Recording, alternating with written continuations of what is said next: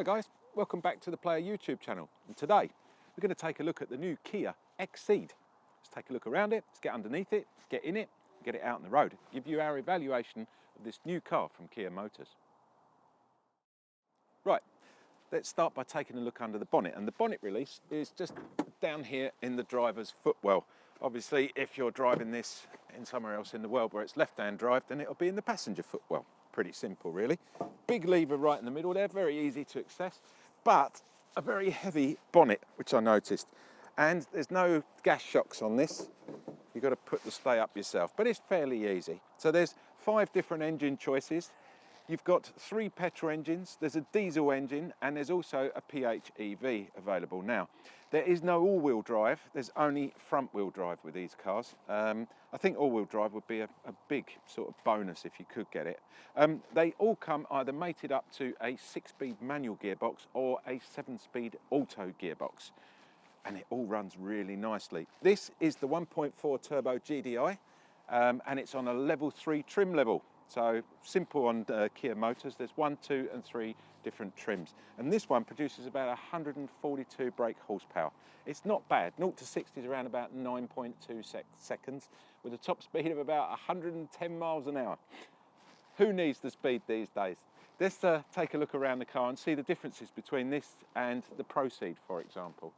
Okay, so let's take a look at a couple of the differences between this and the Kia CEED, which is a different car altogether, because this car originally wasn't really meant to happen.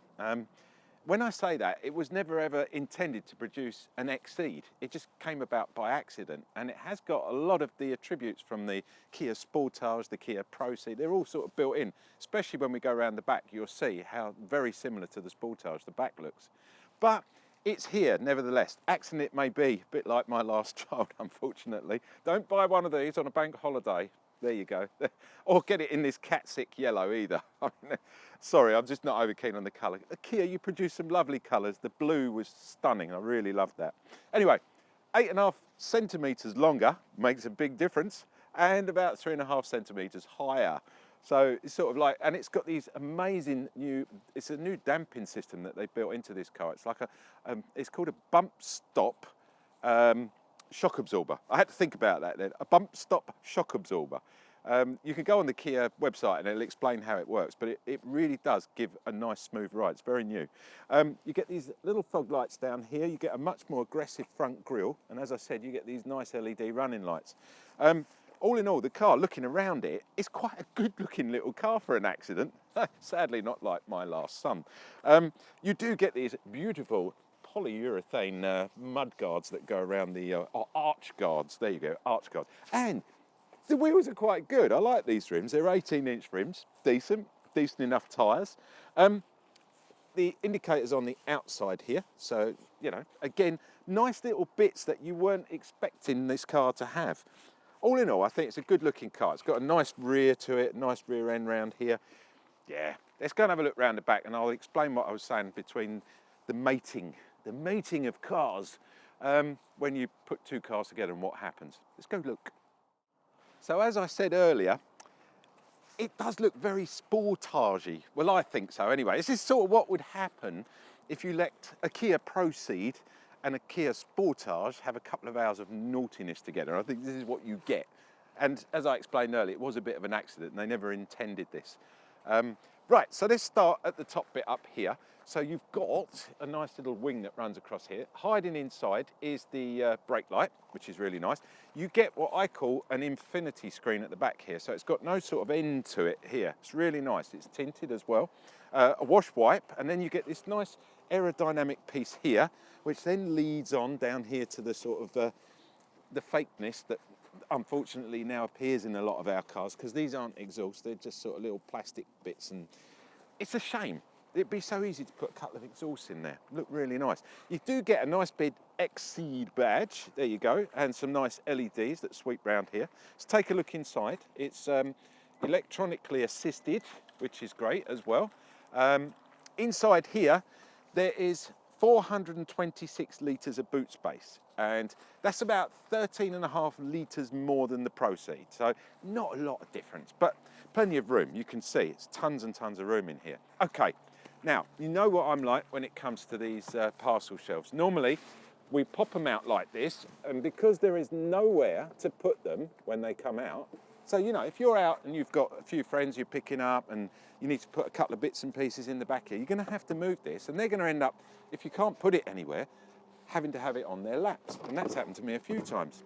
Not when you own a Kia, because nearly every Kia we've reviewed, so rather than this going flying over there and frightening the dogs like we always do, watch where you can put this. It's stunning. You can pull this right out if you want to, like that. I'll lay it down there for a second. That's the actual boot lid floor. You just put that in upside down like that and lay it quite simply inside there like that. How lovely and easy is that? Now, I'm going to leave it there for a sec just to show you. So this is it's got a nice split in it. It's very easy to pull in and out. You can just lay that in there and it slides back in. Let's pop that one in the top there. There you go. Pop that down. Look at that. Absolutely perfect. You wouldn't even know you had a parcel shelf. Manufacturers, watch what these guys do. This is Kia. They're innovative. They're coming up with stuff. That is brilliant. Right, now we're going to put it back. I'm going to pull it out because inside here there's another thing which is so important. Let's just pop that round the side there for a second. Space saver. A proper space saver. Inside there, no puncture repair kit, no juice to stick in a tyre that's just going to ruin it. Look, there's a proper jack in there and you can literally lift all your tools out. Look at that. See, that's what we want. It makes life easy. Thank you, Kia, for being so brilliant. You make my life easier as well when we come to talking about these cars.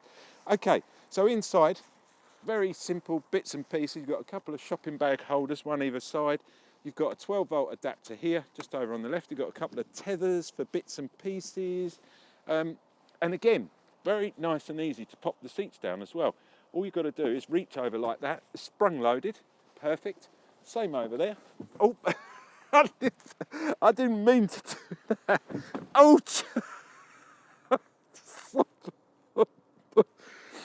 Well, there you have it in the back. I suggest we get round and check it out for the passengers. JP, help me. I can't get out. Okay, let's check it out in the back for the passengers. I'm going to climb in, see how easy it is to get in and out. It's not bad. I wouldn't say it's the best, and the knee room could be a little bit better. Head height is really good, even though this car is sort of shaped in it's got that sort of curved shape. I thought it was going to be a lot lower. It's not. It's actually quite nice. Let's pull the door to a little bit. Window's quite nice. It's quite a big window. It's tinted in the back, so it's going to keep it cool in the summer as well. As this is a level 3 trim level car, it gets heated rear seats and you get electronic windows in the back as well. So, all in all, rather nice. It's followed the cat sick theme, the colour that I said earlier, and we've now got it on the seats. Not cat sick, obviously, but the colour itself. It is quite nice, joking apart. I quite like this honeycomb pattern, and I quite like the yellow stitching that runs around as well. It's got a little bit of leather in here, and then it's got a little bit of material, but then this is the level 3 car. So you would expect a couple of USBs in the back, so your kids in the back or whoever's, you know, can plug in and get a bit of power, or even a 12-volt adapter. Nothing. I'm really shocked at that, Kia. You've let me down there. It's the only thing so far. Independent heating, no. Independent blower, so you can turn it off and on and probably point it up and downy, but that's about it. Isofix points, which are a good major bonus if you've got kids, but these are the ones that stay in. They're the sprung loaded ones, so they're really good. So you're not going to have to fork out for a new set when you've lost them in 3 years' time. Okay, in the centre here we do get nice decent armrest, a double cup holder. There is no ski hatch or a B&Q as I call it over here in the UK. Nice thing about this car, the seat belts are recessed, so it makes it nice and easy, and a very low transmission tunnel I've noticed. Makes it nice and easy to climb across and give you the AJ bum test for the middle. It's tight, and I don't think, I wouldn't want to go far, but I think you would get away with an adult sat here. Just. You'd be all right with a skinny kid. Skinny teenager would be fine in here. So I'm going to give it my 3 people in the back award, because it definitely deserves that. Okay, So we've had a look in the back, we've been around the boot. The only thing that remains before we get this out on the road is what it's like up front there for the driver. So let's go and check it out now. Right, let's check out up front what the driver gets for his money. And I'm going to shut the door because all the bells and whistles keep going off when the door's open because it keeps warning you. On the door, you've got a memory system here for the seats because this is a level 3 trim level, so you get electronic seats on this, which are really nice. What you don't get electronic adjustment on the steering wheel, but there is plenty of adjustment there. So even if you're, you know, fairly short, you can get yourself in a good position because this seat is superb. Over on the right, there is an assortment of buttons, a couple of buttons there. Two of the most important ones I'll tell you about is the rear boot button. You can open it from here, which is nice. And the lane control system when you're out on the, when you've got your cruise control set up, keeps you in lane. That button's on there as well. A couple of other bits and pieces. 12.5-inch digital instrument cluster, beautiful. And we'll talk about this one in a minute, but this one is lovely. As it's keyless, I'm just going to push the button once to start the car, just so you look good when you do your test drive. It's foot on the clutch, and then you can push the button and it will start the engine. I'm not going to start the engine purely because it just makes too much noise while we're recording. Let's talk about the steering wheel. On the right hand side here, you've got your cruise control button, you've got a little knurled adjustment button in the middle there.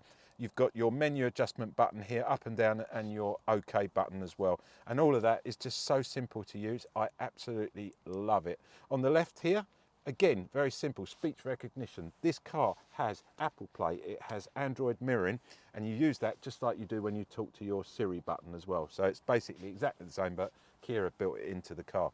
You get a telephone module on the bottom as well, so you can plug in your phone remotely as well. You can run all your Bluetooth, run your tunes off of it and stuff like that. And then you've got a volume scroll button here. I just like the little detailing on this because it's a proper scroll button. It's not, you know, some bit of cheap plastic. I actually like this steering wheel. And speaking of steering wheels, this car being a level 3 trim level gets a heated steering wheel. So you've got a button in the middle there, and either side we get front heated seats, and you've got 3 different levels on those as well. This is all starting to get to look really good for the money. But one thing I always insist on is a knob, a decent sized knob. And I know you're looking at me going, what on earth is AJ talking about? AJ loves his knobs, and I love black knobs too, because these black knobs in here are stunning. And what I mean by that is when you get in this car, you've got your gloves on, it's freezing cold, like today, trying to keep your hands warm. If you had gloves on, you'd be able to adjust the temperature nicely and ready for when you get in. You can push your buttons on your heated seats, you can turn your tunes on, you can scroll backwards and forwards on your nav system, and all with your gloves on, because this car isn't all digitally controlled. It's not all, you know, there for the braking, as I always say. It's nice. It's the simple basic things, especially the volume control. There's knobs. Can't beat a decent knob, guys. You know that. So this comes with a decent DAB radio and this lovely big new touchscreen in the center here, TFT screen. Works on a system called Uvo. Yeah. So basically you get an app on your phone and you can pre-plan where you want to go, what you want to do, what temperature you want the car, and it will do everything for you. It's Kia's new Uvo system. Well, have a little look online about that actually. Down here, obviously we've got the aircon control systems. As I mentioned, heated seats, heated steering wheel in the middle. Below that, because again this is a level 3 trim level, we've got a wireless Apple charger, superb. And then inside here, there's a little, I just like the way it's all put together. Really nice piano black as well. It's going to be a bit scratched in a few years' time, but initially it looks really smart. Yes, so we push that back. Look, it's so smooth. It's proper, real good quality, this. On the left there, you've got the 12-volt adapter. In the middle, you've got your USB. And then on the right, you've got a super USB. It's like a rapid charger. So they really have covered it up front. Shame they didn't do that in the back. We'll talk about that later. This is the 6-speed manual. I think I mentioned that earlier. I love the fact it's got a proper gearbox in this car. To the right, a couple more parking buttons and bits and pieces. You can turn your anti-stall button, you know, the stall button when you get to the lights, you can turn that on and off. I hate that. It drives me mad, keeps starting and stopping. Double cup holder in the center here. A little place to put some coins, which is really good. Not that you ever need them these days. Electronic handbrake, unfortunately. In here, a rather large box, which is nice. You can, you know, look, get my whole arm in there. I'm really surprised at that. And again, loads of piano black finishing round here. Really nice. Let's take a look at the glove box, because this is what I was mentioning. I'll talk about that later when I said about those things in the back again. Look at that. Look at the thickness of that. Why? Let's get rid of these guys. We don't need all this. We can go online and get all this. We don't need all this and carry about with us. Look, that's a decent sized glove box. Book in there, no glove box. What is the point? Absolutely mad. The money you would save producing those books, you could have put in the back there 3 USB adapters and, you know, whatever else you could put in for exactly the same money. Lovely detailing on this. I like the cat sick yellow running around here. I'm sure if it was blue it'd be a bit nicer. It's nice detailing, it's good. The whole car starting to look, well, it's really nice. I love it. But ultimately we need to get it out on the road. Need to give it our final evaluation. This Kia CEED. Let's go do it now and give you our total summing up of the car. When you get the Kia CEED out on the road, you immediately realise just how good this car is, because we've had a number of cars from Kia and I've been unable to fault any of them. And I say because there is a because, if that makes sense. You see, Kia have taken note of other manufacturers. I would not put it past them if they've actually taken some of their cars, completely dismantled them in a room and inspected everything and gone, you know what? We can do better than that, and we can produce that for a lot cheaper, and we can produce that and make it look nicer, and we'll give them extra on this and things like that. Because to produce a car like this for under 20,000 UK pounds, I mean, we're talking entry level here, 19,600 UK pounds.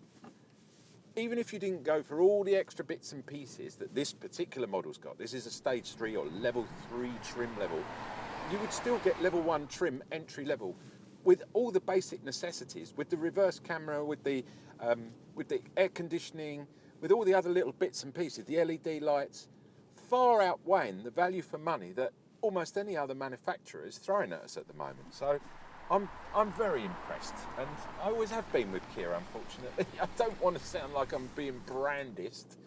And let's talk about brandist, because I think another problem, especially with the UK drivers, I've got no experience of overseas drivers, you know, in the States or Australia or wherever, but here in the UK, people are very badgist, and they see cars like the Skoda, for example. If you're over 45, it's almost like, you know, it's a no-go area. The same with Kia and other products like Mitsubishi, and it's always like, I must have a BMW, I must have a Volkswagen. Guys, lighten up. This is value for money. It is comfort. It is amazing little car. And they're not even paying me to say this. That's what I find even more incredible. I'm saying this off my own back because I actually genuinely like this car. There you go. You've got to take one for a test drive, because I think you're going to be so surprised. The seats are superbly comfortable. They're really nice. The driving position is perfect. The windscreen is humongous. You see everything. Then you've got the safety aids. All the safety aids are built. Blind spot mirrors, autonomous braking, sign recognition, auto dip beam. You've got the motorway help. You've got the distance control. You've got the cruise control. You've got all these bits being added for a cost that I just think is incredible. Around town, we're getting 25.3 to the gallon. So it's not uneconomical either. That little 1.4 engine, 25 around town. I mean, I can't tell you what it is out on the highway, out on the motorway, because we haven't done that review. And plus, don't forget, I'm a journalist. I'm driving this hard around everywhere. I'm not, you know, we are testing this car. When you're actually driving this car as your car, it's going to be completely different. You're going to get even more mileage to the gallon than that. And don't forget the other thing, which just blows me away and will put, as we say, the cherry on the cake, 7 years or 100,000 mile warranty from Kia.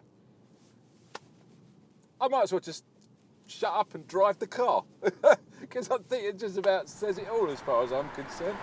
I've changed the cat sick yellow. That's personal, as you guys know. I love that blue, the blue that we had the Sportage in. If you click up here now, you'll see the review on the Sportage. That's a great car. They're all great cars, and that's what I'm saying. Forget the badge, forget everything. Just go and test drive a Kia. Whether it's an X Ceed, whether it's a Ceed, whether it's a Pro Ceed, all these seeds, there's seeds everywhere. I've been out throwing my seeds. You know, just go and give one a test drive, guys, because I think you're just going to be so surprised with the level of comfort, the level of entertainment, all the digital display. Got this lovely instrument cluster here, it's all digital, and the level of security, you know, 5-star NCAP rating. Come on.